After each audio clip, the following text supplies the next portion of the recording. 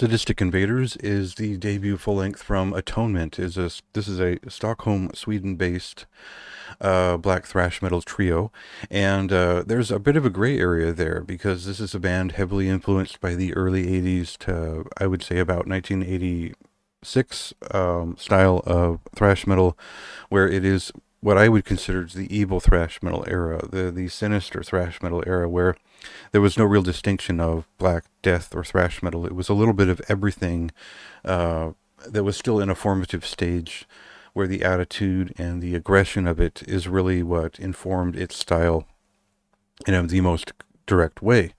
So if you hit their first demo, you'll understand that that was very much a Teutonic or German thrash metal influenced sound with a little bit of Slayer in one or two of well, at least one of the songs.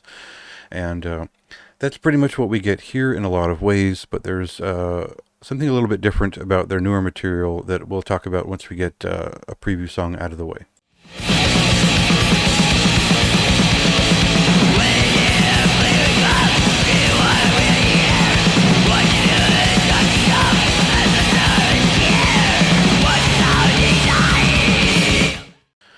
So, post Venom, post Slayer, we basically get the rise of what I would consider the evil thrash metal era, the satanic thrash metal, the satanic speed metal, whatever you want to call it, of breaking out throughout the world, and that is sort of the sound that we get from this record, circa 1986 or so. This is a more aggressive record that obviously is conscious of Hell Awaits, it's conscious of Seven Churches, and if there is a throwback happening here, which there clearly is, it is to the Endless Pain, the Seven Churches, and whatnot.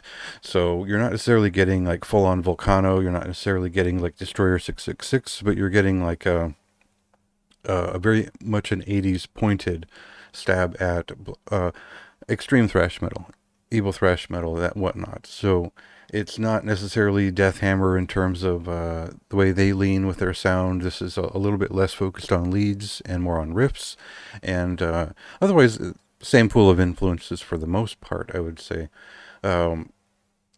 This is the kind of record where it really survives by its full listen. And what I mean is I can listen to it back to back over and over again, just like Shockma's most recent release.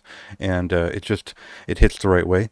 It's a very complete full listen. It's got riffs on every, packed with riffs on every song, and a lot of like very clearly aped riffs from other records, which is, maybe fun for me because I've got tons of thrash metal records that are in this aggressive style, and I like the references to them. It might be a little bit on the nose for some listeners, but for me, this is kind of a celebration of a great era of heavy metal, and one of my favorite eras. So, to me, I'm not really offended that it's a throwback. I actually really enjoyed that about it, and I think they have the right idea for these young folks who are celebrating this aggressive style.